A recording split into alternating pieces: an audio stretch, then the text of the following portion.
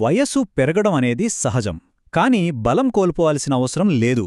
ముఖ్యంగా 50 ఏళ్లు దాటిన తర్వాత కాళ్లల్లో శక్తి తగ్గడం అనేది చాలామంది ఎదుర్కొనే ఒక సాధారణ సమస్య.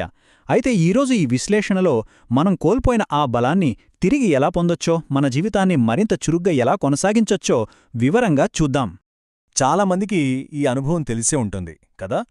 ఒకప్పుడు ఎంత తేలికగా చేసిన పనిలో, అంటే మెట్లెక్కడం కానీ, కుర్చీలోంచి లేవడం కానీ, ఇప్పుడెందుకో కాస్త కష్టంగా అనిపిస్తూ ఉంటాయి.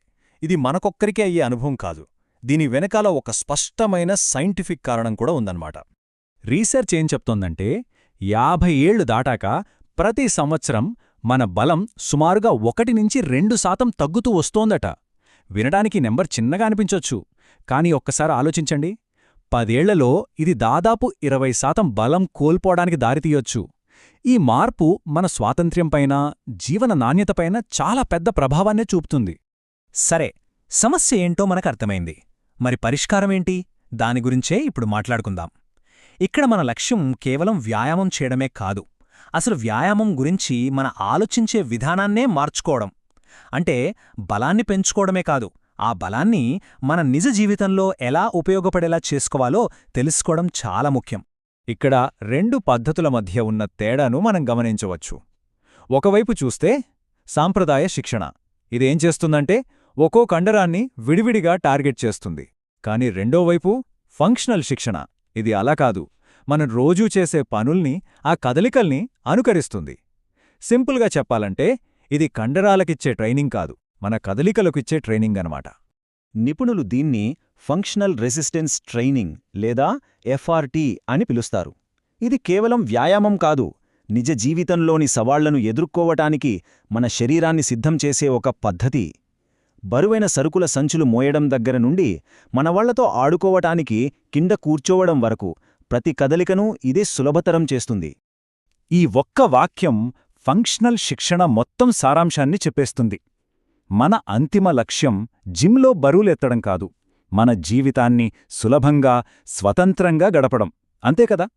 ఇక్కడున్న ప్రతి పాయింట్ కూడా మన స్వాతంత్ర్యాన్ని కాపాడుకోవడానికి నేరుగా సహాయపడుతుంది. ఉదాహరణకు, మంచి బ్యాలెన్స్ ఉందంటే కిందపడి గాయపడే ప్రమాదం తగ్గుతుంది. కదలికలు సమర్థవంతంగా ఉన్నాయంటే రోజంతా అలచిపోకుండా చురుగ్గా పనులు చేసుకోగలుగుతాం. ఇది చాలా ఆశ్చర్యకరమైన విషయం కదూ. కొన్ని పరిశోధనల్లో ఏం తేలిందంటే, కేవలం బరువులు ఎత్తడంపైనే దృష్టి పెట్టి సరైన కదలిక పద్ధతులను పట్టించుకోకపోతే కాలక్రమేణా మన కదలిక నాణ్యత పెరగకపోగా ఇంకా తగ్గే అవకాశముందట. అందుకే బలమొక్కటే కాదు, కదలికలకు శిక్షణ ఇవ్వడం ఎంత ముఖ్యమో ఇది మనకు స్పష్టం చేస్తుంది. సరే, థియరీ గురించి చాలానే మాట్లాడుకున్నాం. ఇప్పుడు ఆచరణలోకి వద్దాం. నిపుణులు చెప్పిన కాళ్ల బలాన్ని తిరిగి పొందడానికి పునాదిలాంటి 4 అత్యంత ప్రభావవంతమైన వ్యాయామాలను ఇప్పుడు మనం చూద్దాం. మొదటిది, బహుశా అన్నింటికంటే ముఖ్యమైనది సిట్ టు స్టాండ్. ఇది మనం రోజూ లెక్కలేనన్ని సార్లు చేసే ఒక కదలిక. ఈ యొక్క వ్యాయామం మన కాళ్ల బలాన్ని అద్భుతంగా మార్చగలదు. రీసెర్చ్ ప్రకారం ఈ ఒక్క వ్యాయామం మోకాలి బలాన్ని పెంచడంలో అద్భుతంగా పనిచేస్తుందని తేలింది. ఇక్కడ గుర్తుంచుకోవాల్సిన ఒక ముఖ్యమైన విషయమేంటంటే, వేగంగా చేయడం కాదు, ప్రతి కదలికను నెమ్మదిగా, కంట్రోల్తో చేయడం వల్లనే పూర్తి ప్రయోజనం లభిస్తుంది. మన నెక్స్ట్ వ్యాయామం గ్లూట్ బ్రిడ్జ్. ఇది మన శరీరంలోనే అత్యంత శక్తివంతమైన కండరాల్లో ఒకటైన గ్లూట్స్, అంటే మన పిరుదుల కండరాలను తిరిగి యాక్టివేట్ చేయడానికి బాగా సహాయపడుతుంది. రోజంతా మనం ఎక్కువసేపు కూర్చోవడం వల్ల ఈ గ్లూట్స్ అనేవి బలహీనపడతాయి. దీన్ని గ్లూటల్ ఎమ్నీషియా అని కూడా అంటారు. ఈ వ్యాయామం ఆ ప్రభావాన్ని రివర్స్ చేసి మన వెనుక కండరాలన్నింటినీ బలపరుస్తుంది. దీనివల్ల నడుము నొప్పి లాంటి సమస్యల నుండి కూడా ఉపశమనం లభిస్తుంది. ఓకే, ఇప్పుడు ఒక్కో కాలుపై బలాన్ని, స్థిరత్వాన్ని పెంచే ఒక కదలికను చూద్దాం. దీని పేరు రివర్స్ లంజ్. సాధారణంగా చేసే ఫార్వర్డ్ లంజ్తో పోలిస్తే ఇలా పాదాన్ని వెనక్కి వేయడం వల్ల మోకాళ్లపై ఒత్తిడి చాలా వరకు తగ్గుతుంది. ఈ చిన్న మార్పుతో మోకాళ్ల నొప్పులున్నవారికి కూడా ఇది చాలా సురక్షితమైన, ఇంకా ఎఫెక్టివ్ వ్యాయామంగా మారుతుందన్నమాట. మన 4వ చివరి పునాది వ్యాయామం మనం తరచుగా పట్టించుకోని పిక్కల కండరాల కోసం. దీన్నే స్టాండింగ్ కాఫ్ రైజ్ అంటారు. మన పిక్కలని రెండో గుండె అని కూడా అంటారో తెలుసా? ఎందుకంటే అవి రక్త ప్రసరణలో సహాయపడతాయి, బలమైన పిక్కలు మన నడక శక్తికి, శరీర భంగిమకు, ఇంకా బ్యాలెన్స్కు చాలా చాలా ముఖ్యం. ఈ చిన్న కదలిక పెద్ద మార్పుని తీసుకురాగలదు. ఓకే, 4 ముఖ్యమైన వ్యాయామాలు నేర్చుకున్నాం. కాని ప్రస్తుతం మన బలం ఏ స్థాయిలో ఉంది?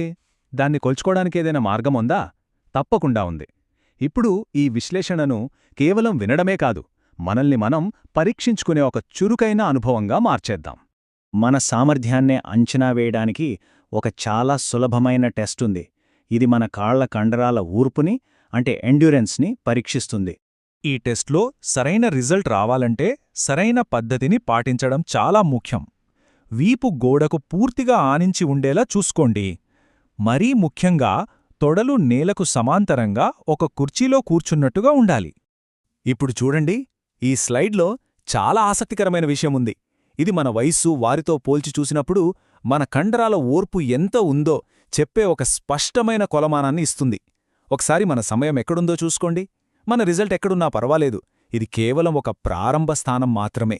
మన పురోగతిని కొలుసుకోవడానికి ఇది ఒక అద్భుతమైన సాధనం. చివరిగా ఈ ఆలోచింపజేసే ప్రశ్నతో ఈ విశ్లేషణను ముగిద్దాం.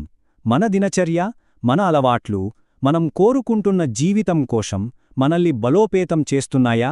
ఫంక్షనల్ బలమనేది కేవలం జిమ్లో చేసే వ్యాయామాల గురించి కాదు, అది మనం ప్రేమించే జీవితాన్ని చురుకుగా, స్వతంత్రంగా మరియు సంతృప్తికరంగా గడపడం గురించి.